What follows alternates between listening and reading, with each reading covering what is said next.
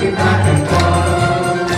Việt Nam Hồ Chí Minh, Việt Nam Hồ Chí Minh, Việt Nam Hồ Chí Minh, Việt Nam Hồ Chí Minh. Như bóng Bác Hồ trong ngày vui đại thắng, lời bác này thành chiến thắng huy hoàng.